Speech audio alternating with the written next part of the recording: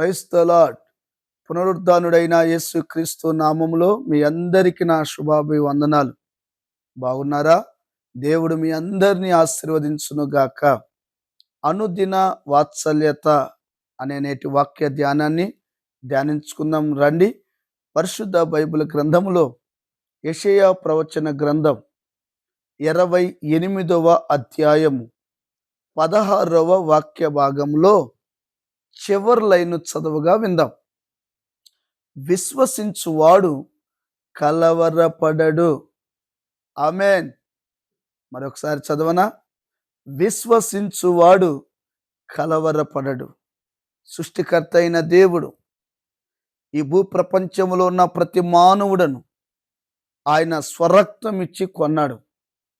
ఎందుకో తెలుసా? ఆయన మీద నువ్వు విశ్వాసముగా బ్రతకాలని. దేవుడి నీ పక్షమున నిలబడింది ఎందుకో తెలుసా? బెరుకుతనాన్ని కొట్టివేయాలని, నీ భయాన్ని కొట్టివేయాలని.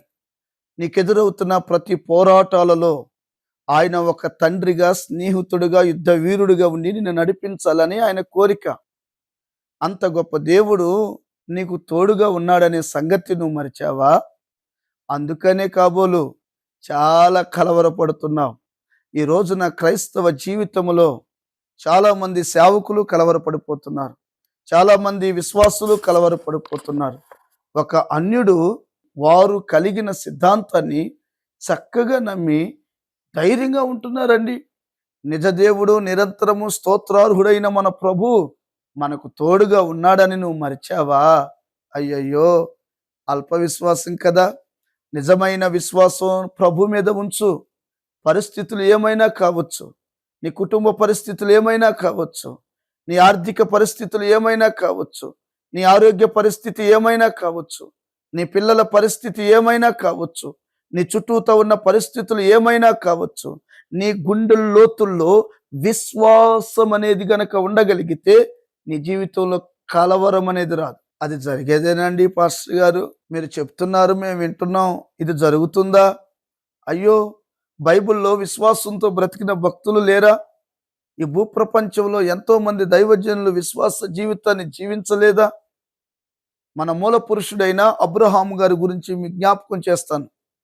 దేవుడు ఒక దినాన ప్రత్యక్షమై, అబ్రహామా, అబ్రహామా, నీ ఒక్కడైన కుమారుణ్ణి నాకు బలర్పించు. వెంటనే ఆ మాట చెప్పిన వెంటనే అబ్రహాము వాస్తవంగా ఏమవ్వాలి? అయ్యయ్యో, దేవుడే ఇచ్చాడు కదా ఈ కుమారుణ్ణి, వృద్ధాప్యంలో ఇచ్చాడు కదా, ఇచ్చిన దేవుడు మరలా తీసుకుంటాడా అని ఎదురు ప్రశ్న వేయలేదు. ఎందుకంటే మన దేవుడు ఎవరో అబ్రహాముకి బాగా తెలుసు. నా దేవుడు ఎవరో నీకు తెలుసా? మన దేవుడు ఎట్టి కార్యాలు చేస్తాడో నువ్వు ఎప్పుడైనా రుచి చూచావా? అబ్రహాము రుచి చూచాడు.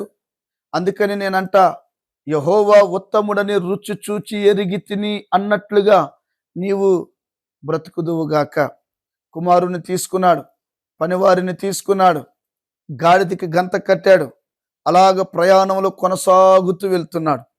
ఆ మార్గ మధ్యలో వెళుతూ ఉండగా ఒక దిన ప్రయాణం కొనసాగినట్లుంది.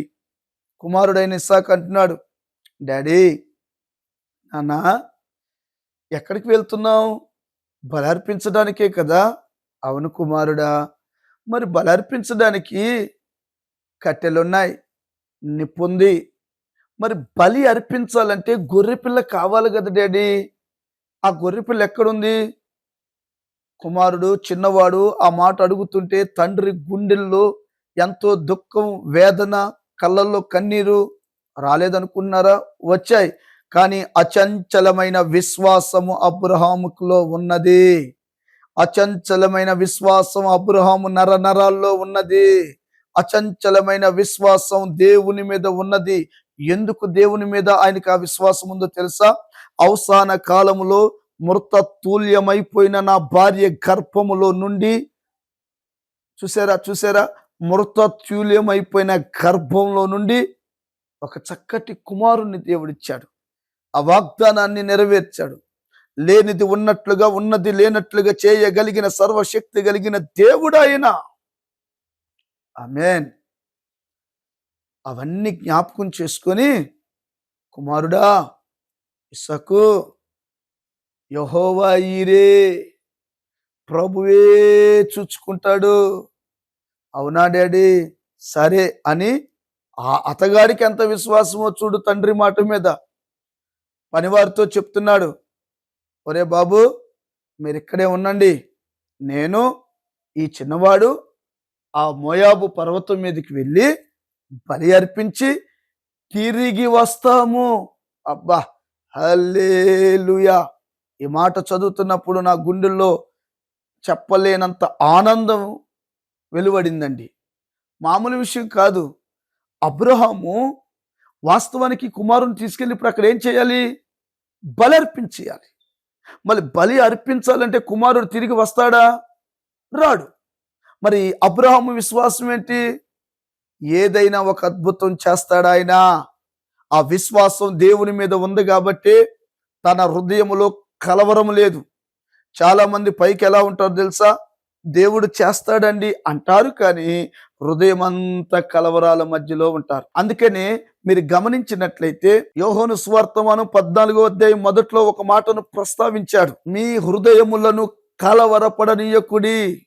బా, పైకి బాగానే ఉంటారు కానీ హృదయములో చెప్పలేనంత కలవరం. ఈ ఉదయకాలం నా దేవుడు నీతోనే మాట్లాడుతున్నాడు. యవన కుమారుడా, యవన చెల్లి, కుటుంబ సభ్యులారా, ఏ ఏ కలవరాల మధ్యలో నువ్వు కాపురం చేస్తున్నావు? నా వైపు చూస్తూ ఒక 2 నిమిషాలు వాక్యాన్ని జాగ్రత్తగా వినండి. వాక్యము పెడచెవుని పెట్టకూడదు. వాక్యము నీ జీవితాన్ని మారుస్తుంది. వాక్యము నీ త్రోవకు వెలుగుగా మారుతుంది. ఒక్క మాటలో చెప్పాలంటే నీ చరిత్ర మార్చేది దేవుని వాక్యం. ప్రైజ్ లార్డ్, హల్లెలూయా. విశ్వసించువాడంట కలవరపడడంట. ప్రియమైన దైవ జనాంగమా, జాగ్రత్తగా ఈ మాట ఆలకించు. అది ఇంగ్లాండ్ దేశం. ఒక గొప్ప దైవజనుడు ఈ విషయాన్ని చెప్పినప్పుడు నేను విన్నాను. ఒక తల్లి ప్రభువుని నమ్మింది, భర్త చనిపోయాడు, 3 పిల్లలు. ఆ పిల్లలను పెట్టుకొని ఒక ఇంట్లో నివాసం చేస్తుంది. తల్లిగారికి బాగా అనారోగ్యం ఎక్కువైపోయి మరణ పడకలో అంకితమై ఉంది. ఒక కుమారుడికి 10 ఏళ్ళు ఉంటాయి, రెండో కుమారుడికి ఒక 7 సంవత్సరాలు ఉంటాయి, మూడో కుమారుడికి ఒక 4-5 ఏళ్ళు ఉంటాయి. గమనించండి, ఒక రాత్రి విపరీతమైన ఆకలి అవుతుంది పిల్లలకి. తల్లి చూస్తే చావు పడకల మధ్యలో, చావు బ్రతుకుల మధ్యలో ఆ పడకలో పడుకొని ఉంది. పెద్దోడు వెళ్ళి, అమ్మా ఏదైనా ఆహారం పెట్టమ్మా, బాగా ఆకలి అవుతుందమ్మా అని ఏడుస్తుంటే తల్లి తట్టుకోలేక, పెద్దోడా బాల్కనీలోకి వెళ్ళి ఆకాశం వైపు చూడరా, దేవుడు తప్ప వేరొక దిక్కు లేదు. ఏలి అని దేవుడు కాకులతో పోషించాడు. ఆ బాల్కనీలోకి వెళ్ళి చూడు నాన్న అని చెప్తే వాడు కాస్త నమ్మలేదు. సరేలే అని చెప్పి అలాగనే వెళ్ళి పడుకున్నాడు. రెండో కుమారుడు కూడా వెళ్ళాడు. రెండో కుమారుడు కూడా అదే చెప్పింది, నాన్న ఆ బాల్కనీలోకి వెళ్ళరా, కాకి ఒక లెగ్ పీస్ తీసుకుని వచ్చింది, ఏలియాకి ఎలాగూ ఇచ్చిందో మన దేవుడు అలా నీకు కూడా ఇస్తాడు అని చెప్తే అతగాడు కూడా విశ్వాసాన్ని చూపకుండా వెళ్ళి పడుకున్నాడు. ఈ 4-5 సంవత్సరాలు కలిగిన ఈ చిన్నోడు, అమ్మా ఆకలమ్మా, అమ్మా ఆకలమ్మా, గుండె తరుక్కుపోయింది తల్లిది. నానా ఏం చేయలేమురా, దేవుడు ఎలా ఎట్టి శ్రమల్లో ఉన్న వారినైనా ఆదరిస్తాడు, పోషిస్తాడు. అట్టి విశ్వాసం నాకుంది నాన్న. నువ్వు కాస్త బాల్కనీలోకి వెళ్ళి ఇలాగూ ఆకాశం వైపు చేతులెత్తి చూడరా, ఏలియాని కాకులతో పోషించిన దేవుడు నిన్ను పోషిస్తాడు. కాకి వస్తుంది, లెగ్ పీస్ తీసుకొని వస్తుందని చెప్పాడు. ఈ మాట వినగానే వాడు నిజమే కాబోలు అని నమ్మాడు, విశ్వసించాడు. ఆ బాల్కనీలోకి వెళ్ళి, మరి వీళ్ళమ్మ ఎన్ని గంటలప్పుడు చెప్పిందో మనకు తెలియదు, కానీ ఆ బాల్కనీలోకి వెళ్ళి అలాగూ చూస్తూ ఉన్నాడు. ఆ దేశంలో మేయర్ అనే ఒక అతగాడు, ఒక మంచి బిజినెస్ మ్యాన్, కడుపు నిండా భోంచేసుకొని ఒక డాగ్గుని తీసుకొని బై వాక్ భోంచేసుకున్న తర్వాత వాకింగ్ చేద్దామని అలా వెళుతూ ఉండగానే నైటు 9, 9:30 ప్రాంతంలో ఎందుకో అతగాడు ఇలా చూశాడంట. ఆ బాల్కనీలో ఈ చిన్నోడు 2 చేతులు పైకెత్తి కనిపించాడంట. అరే చిన్నోడా, ఏం చేస్తున్నావు నాన్న ఈ టైంలో అక్కడంటే, అంకుల్ కాకొస్తుంది, లెగ్ పీస్ తీసుకొస్తుంది మా అమ్మ చెప్పింది. What what what is this, ఏంటేంటి మళ్ళీ చెప్పు.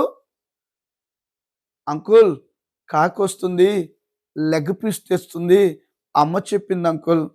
కాకి రావడం ఏంటి, లెగ్ పీస్ తీసుకురావడం ఏంటి?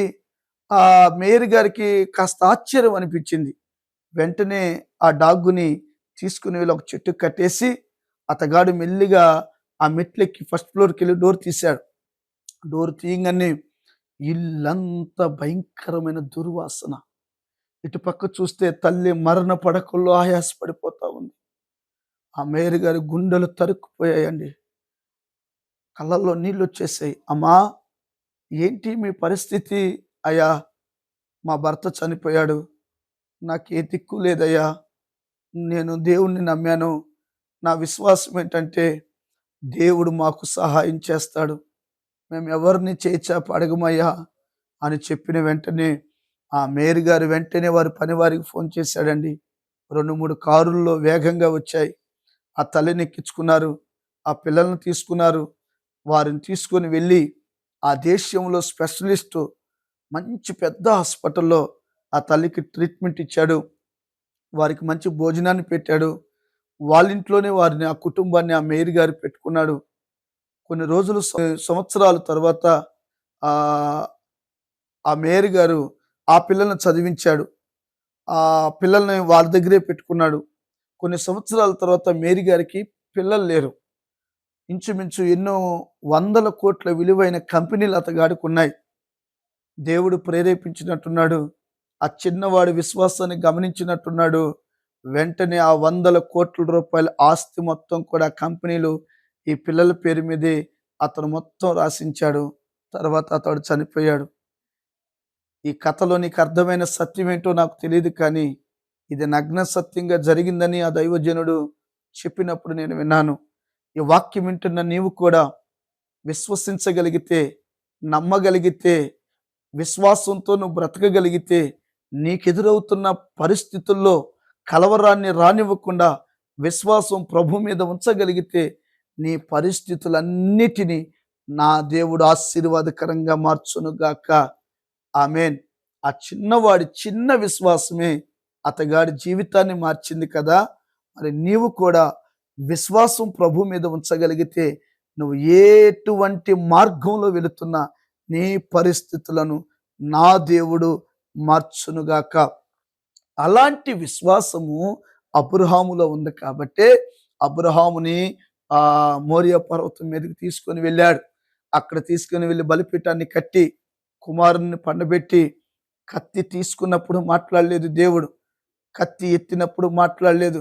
కత్తి ఆ చిన్నవాడి మీదకి వెయ్యబోతూ ఉండగానే పరలోకమందున్న దేవుడు, అబ్రహామా, అబ్రహామా, నీకు ఒక్కడయ్యున్న కుమారుడు నాకు ఈయటలో వెనుతీయలేదు గనుక ఇందును బట్టి నువ్వు దేవునికి భయపడువడవని నేను ఎరుగుదును, కలవరము లేదని నేను ఎరుగుదును.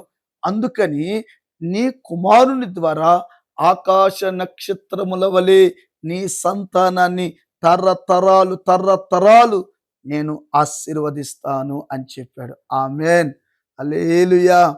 అబ్రహాము మనందరూ తెలుసు కదండి, విశ్వాసులకు తండ్రి, మూల పురుషుడు. ఈ వాక్యం వింటున్న నీవు కూడా దేవుని మీద విశ్వసించగలిగితే, దేవుని మీద పూర్తిగా నువ్వు ఆధారపడి బ్రతకగలిగితే, ఆవగింజంత విశ్వాసం నీ చరిత్ర మార్చునుగాక. దేవుడు ఈ మాటలను దీవించి నీ జీవితంలో స్థిరపరచునుగాక. ఆమేన్. ప్రార్థన. ప్రేమస్వరూపి మహాపరిశుద్ధుడు అయిన దేవా, నీ పరిశుద్ధ ఘనమైన నామానికి స్తోత్రాలు చెల్లిస్తున్నాను. విశ్వసించువాడు కలవరపడడు అన్నావయ్యా. ఆ విశ్వాసం అబ్రహాములో మీరు చూసి ఆశ్చర్యపోయారు. ఈ వాక్యం వింటున్న బిడ్డల్లో కూడా అట్టి విశ్వాసాన్ని మీరు పుట్టించి వారి పరిస్థితులన్నీ అనుకూలముగా మార్చి రాష్ట్రాలకి, జిల్లాలకి, దేశాలకి బిడ్డలను దీవెనకరంగా మార్చి నీ రాకడకు సిద్ధపరచమని యేసయ్య నామాన్ని అడిగి పొంది నాము తండ్రి. Amen. Amen. Thank you. God bless you. నా దేవుడు మీ అందరినీ ఆశీర్వదించును గాక. ఆమెన్.